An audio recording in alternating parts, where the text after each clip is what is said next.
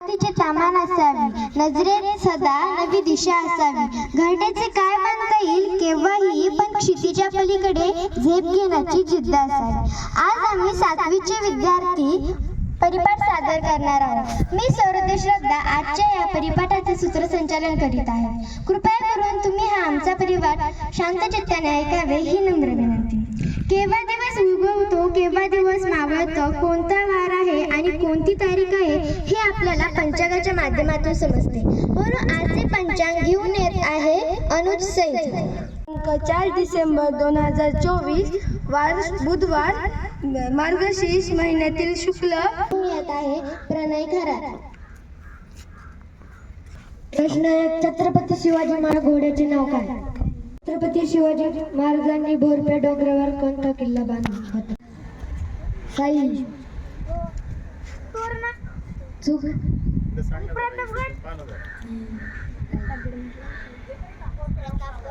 बरोबर.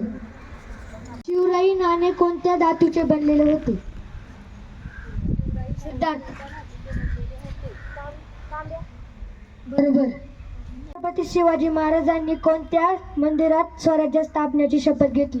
रायरेश्वराच्या. बरोबर. श्रीकर. म्हणींमध्ये कमी शब्दात जास्त अर्थ असतो, म्हणून आजची म्हण घेऊन येत आहे अनुज सैद.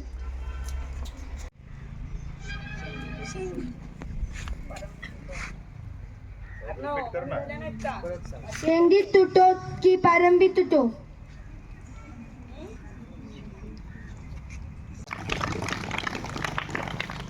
धन्यवाद अनुज. आपले आयुष्य हे कोड्याप्रमाणे असते, थोडे कठीण, थोडे सोपे तर थोडे मजेदार. म्हणून आजचे कोडे घेऊन येत आहे लक्ष लाकडे. त्याच विकत घेता आणि वर्ष संपला की फेकून देता. आणि सांग. बरोबर. याची आकृती आहे एक भौमितिक आकार, काच, धातू, प्लास्टिक, मध्य करतात साकार, रंगरूप नक्षीने याच्या मोहून जात मन. स्त्रियांच्या हातात घालतात एक आभूषण, ओळखा पाहू कोण? साई सांग. बांगडी. बरोबर. धन्यवाद लक्ष. आज नमस्कार, माझे नाव अवधूत अभिजित भोर. मी आता 7वीतला विद्यार्थी. मी तुम्हाला वि. द. सावरकर म्हणजे विनायक दामोदर सावरकर यांच्याबद्दल 2-3 शब्द सांगणार आहे. ते तुम्ही शांत चित्तेने ऐकावी ही माझी नम्र विनंती. 28 मे 1883 या दिवशी महाराष्ट्रातील नाशिक जिल्ह्यातील बगूर या गावी विनायकाचा जन्म झाला. त्याचे वडील दामोदर पंत, आई राधाबाई अतिशय नामवंत, सज्जन, सद्गुणी, स्वाभिमानी अशा सावरकर घराण्याला शौर्याचाही वारसा होता. घरात मराठी, संस्कृत, इंग्रजी भाषेतील पुस्तकांचा खजिना होता. विनायकाच्या मनात सतत क्रांतीचे, बंडाचे, जुलमी इंग्रजी सत्तेला उलटून टाकण्याचे विचार घोळू लागले. रात्र एकांतात तळमळ जाऊ लागली. नाशिक मधल्या तळभांडेश्वरच्या बोळात आधी वर्तक आणि नंतर दातारांच्या वाड्यात सावरकर कुटुंबाचं वास्तव्य होतं. त्यानंतर सावरकरांनी 1945 पर्यंत आपल्या भारत देशासाठी आपले प्राण दावाला लावून त्यांना शेवटी 26 फेब्रुवारी 1966 रोजी वीर मरण आले. त्यांच्या या मोठ्या त्यागासाठी त्यांना कोटी प्रणाम. धन्यवाद. शेवटी जाता जाता एकच म्हणेन, जीवन आहे खरी कसोटी, मागे वळून पाहू नका, येईल तारा वयास कोणी, वाट कुणाची पाहू नका, यश तुमच्या हाती आहे, जिंकल्याशिवाय राहू नका.